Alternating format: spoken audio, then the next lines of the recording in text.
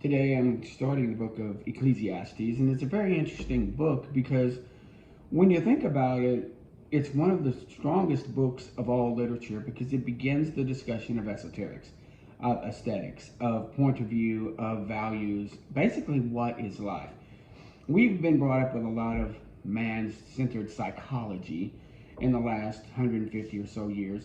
But before that, there wasn't a lot of people looking into just why are we here? What is our purpose? I mean, basically, all religions actually tried to answer that. You're here to worship Vishnu, Krishna, all the gods of the Greeks, all the gods of the Romans, all the gods. They gave you purpose and meaning, and it justified your actions, your reactions, your sexual life, your social life, your wealth, your standing. But was it true? What was the true purpose of life? Is it just to, as Jesus would say, eat, drink, and be merry, as he quoted another person, for tomorrow you'll die? There seem to be people that have that idea that there's no better thing than to eat, drink, and be merry because tomorrow you might die. This view will permeate, and it wasn't offered to the common man. It was something usually held for higher religious people, higher religious orders. You had to get into an order, like in some parts of Buddhism and Hinduism and all these different isms over in East, where you worked up or worked into, or you did chants and mantras and cleaned your mind and clear your mind to find some sort of meaning and purpose and value of what it's all about. And here we have the wisest man that ever lived has shared his mind with you on the topic of esoterics. That's why this is important. I don't want to sound sexist for saying this, but every man should read this because it really hits strongly home what's most valuable to us as men. What's most valuable?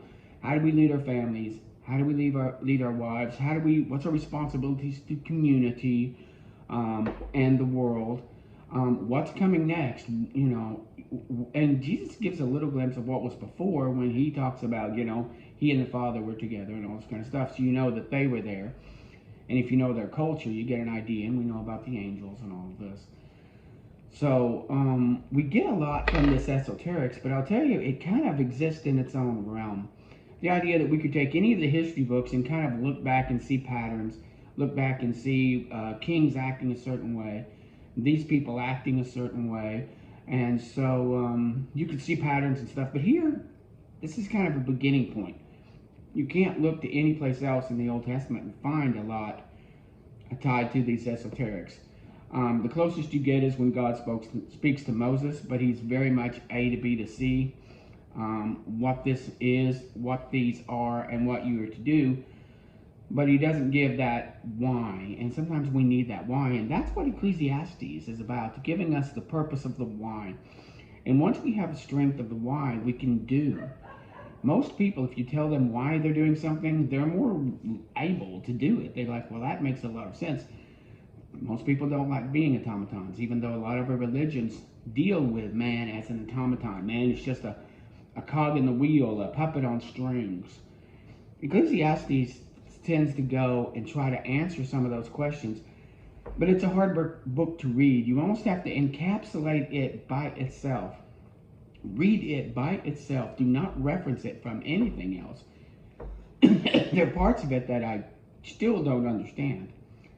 Of all the books of the Bible, this is the one that I have the hardest part understanding every part of it. But some of it, what I'm saying is, maybe my misunderstandings of Ecclesiastes come from me trying to find an outside source within the Bible to explain it, instead of just letting it explain itself.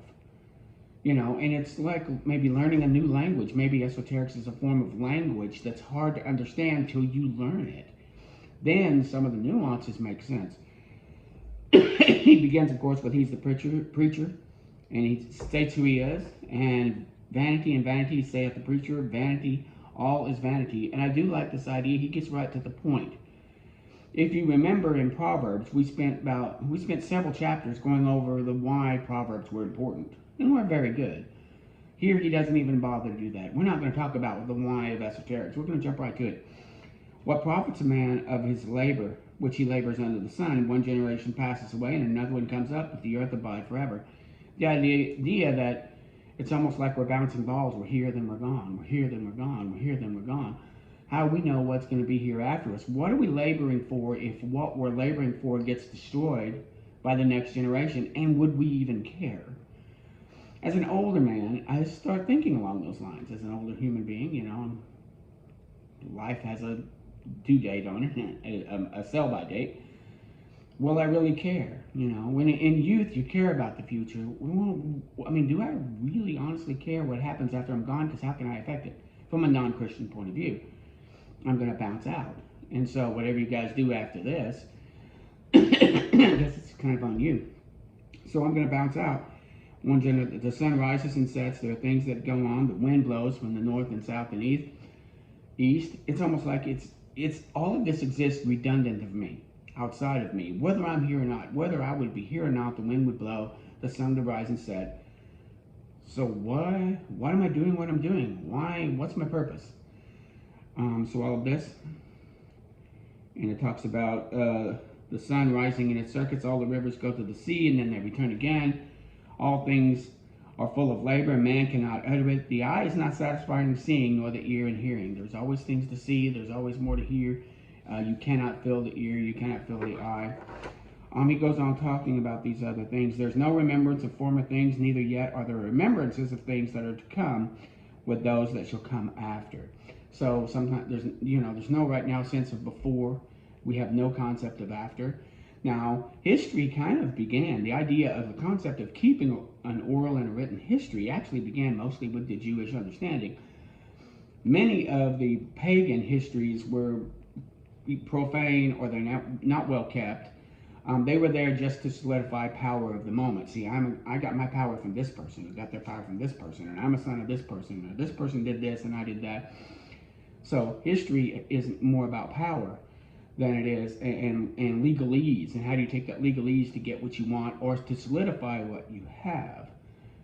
But it's not very esoteric. Well, here, who knows what happens before, but the Jews kept their history, and we use that as a model for other good histories. I went to a history class, and the professor was an atheist, but he leaned really hard on the Old Testament, New Testament scriptures as viable documents. They couldn't help it. All Western civilization is based upon the history of this book. So you get that idea here that he's talking about that. I, the preacher, king over all Israel, and I sought to seek and search out wisdom. So he wants wisdom, and he studies and all these things. And I've seen all the works that are done under the sun, but they're vain. You build something, it's going to fall down. You make a way for water, it'll get clogged up. Sooner or later, the earth will fill in. Things will happen to create anything you build will decay. He didn't know it, but that's the second law of thermodynamics. All things lead to decay. He sees that, so he gives himself the wisdom, but he realizes that it's in vain. The word vanity there is not the word like in vanity cabinet or, oh, I'm so pretty. It's redundant, useless. If I already have a King James Bible like this and you gave me a second one just like it, it's kind of useless. I thank you for it, but I already have one. So that means that other one was in vain. I might give it to somebody else or something. Okay, fine, find something to do with it, but I already have one. Now, if I don't want to keep it, you get the idea. Keep a backup if I wanted, but here, their vanity is to do something that's useless, that's redundant, that does nothing. Batting at the air, You're wasting your energy for no reason. And he talks about that, and I've seen the works of the sun. There are things that are crooked that can't be made straight. There are things that are wanting that cannot be numbered. He goes to this, he communed with his own heart. He talked about all the great stuff he had, and the stuff and the wisdom he had, but in much wisdom is much grief, and the increasing of knowledge increases sorrow. It's interesting. We spent Proverbs talking about the value of wisdom and knowledge, but here he says the irony is that wisdom creates grief. The more you know, the more sorrowful you become. And the more you know in knowledge, you have sorrow. And he knows this because he sits there. You would think this great king would fall back into his chair and just feel wonderful about life in itself, but he sees sorrow, he sees redundancy, he sees pain, he sees oppression, and there's no stopping it. When he leaves, it's going to go on. And when another man is born, another child is born, and they raise up and they fight against it or stand against it, but it goes on. So it's almost like a chasing of the wind. I said in my heart, I will prove mirth, so and pleasure, and he gave himself to it. He gave himself to laughter. He gave himself to wine, and he saw that there was nothing to that. It ended in nothing. All this energy expelled into joy and pleasure. It's unsustainable, number one. And number two, at the end of the day, when you're done, you really have nothing. I mean, a good laugh might make you feel good. He goes on with the great works that he built. He talks about all of his gardens and orchards and all these things, and the singers that he provided for himself, and all these delights. And I was great and increased upon all that were on the earth. Whatsoever my eyes desired, I kept them not from it. He saw whatever he wanted to see.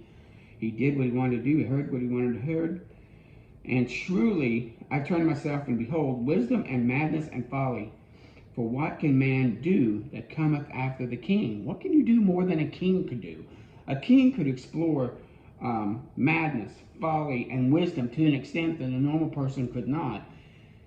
And even he is calling that vanity. Even with the might and the power of the greatest king, next to Christ himself, it's all madness and folly. And we learn from this king. This king is offering us his thoughts.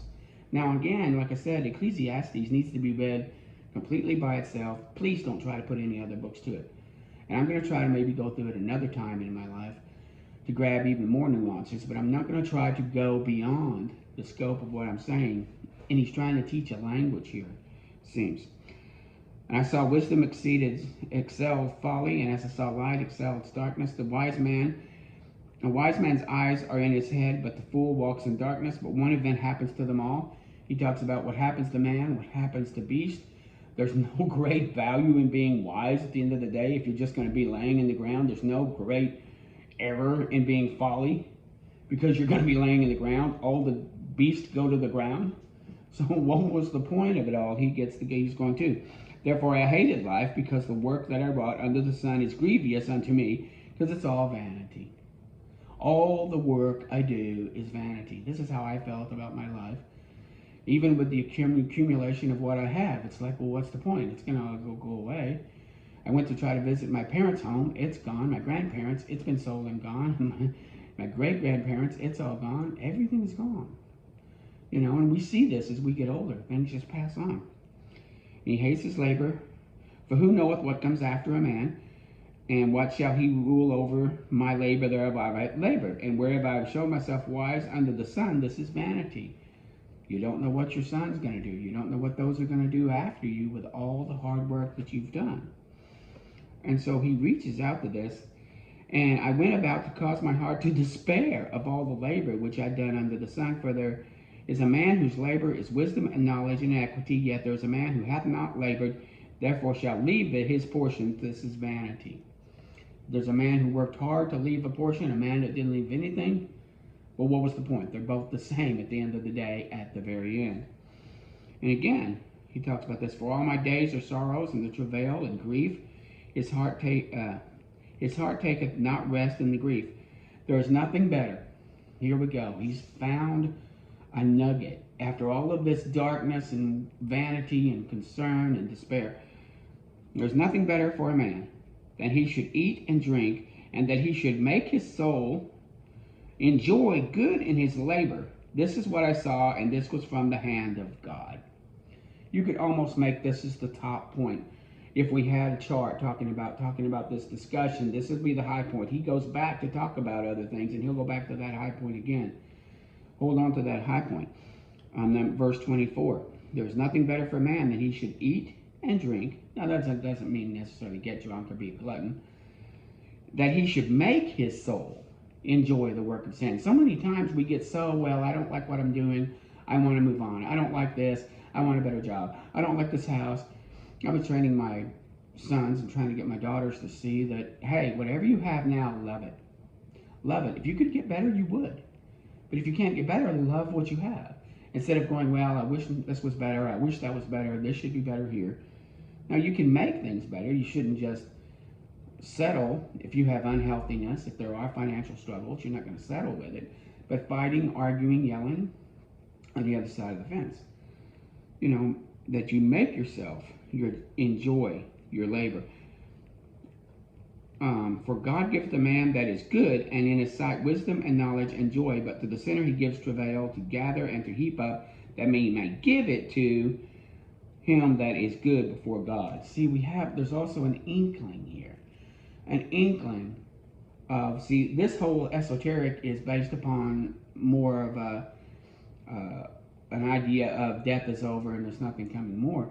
God gives what the evil man has built up, he gives it to the just. Jesus even went to that, and here I am going over. And he said, the meek shall inherit the earth.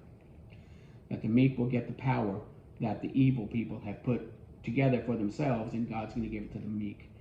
Again, I kind of stepped a little bit beyond my own thing that I'd said I wouldn't do. But here it's interesting to see this, that in a more esoteric vein also, we Christians don't look to just what happens within our lifespan. We see this eternal life coming. He's not touching upon that on this. He could be very Christian to go, well, nothing in this world matters. There was a group called the Gnostics who kind of did that. The flesh doesn't matter. This doesn't matter. It's all going to pass. And even I'll hear even some Christians kind of go, well, it doesn't matter if somebody steals this or takes that or whatever happens to you. It does matter, because we can glorify God purposefully, not with just, not abstractly. What I'm trying to say is we can be in the game doing things that glorify God. We tend to think that in our inactivity, God will be glorified. If I go through pain or hardship in my inactivity, that glorifies God. Actually, when I participate with God in what he's doing and then face hardship because of participation, he gets more glory. If we see in the Old Testament, again, I'm breaking my own rule, we'll go back and see that men were glorified by participating with God, not by sitting back and just letting God be God. Moses had to go up the hill. Joshua had to go into Jericho. David had to pick up rocks. Everybody had something they needed to do to participate with God. Very rarely, even Jesus had people put mud in their eyes or, tear up ceilings or whatever they needed to do. More times than not, if a person had an ability to show faith by action and participation, that was a sign of faith. If you told me, hand me this pen, and I picked it up and handed it to you, that's me believing that you want a pen. It's participation. If you said, hand me the pen, and I go, okay, and don't bother, that shows I don't have faith that you need the pen. You get the idea. Faith is always a participatory action. Christians get lost in this, well, all of God and none of me. Well, that's not in the scriptures. He asked for faith. He asked for people to come. There's a call given out. And when you respond to the call, you become the called. You're not the called because you will respond to the call. You're the called because you heard the call and came to it. So we see this in finishing chapter 2. It says, this is a vexation and a vanity, that this is how men will do. So that's a good start for Ecclesiastes. I might be taking this longer than I need to. I wanted to kind of go through it fairly quickly, but I'm going to wind up, I got to thinking that it's going to be a little muddier than I think. So 2 chapters to start. Really sit and read this one very, very carefully, especially for men. Because, and I know it sounds sexist to say this, women can get a lot of esoterics, but men, we were called to lead. We were called to lead. Yes, women were called to submit and support, and be with us, and to encourage us, and to strengthen us in certain ways. But we were called to lead. And so we should take this, he even says that better for a man, that he should eat and drink, and that he should make his soul. So again, very strong. I think our women would love it if our men would embrace loving what they do instead of always looking down the road saying, I deserve better. When I think of my life, yeah, maybe I'd like to have better, but I certainly deserved worse. I didn't deserve what I had. And that's a very calming place to be. So we'll continue with this. I think this really opens our eyes to where we are, who we are, and what we're supposed to do. Thank you.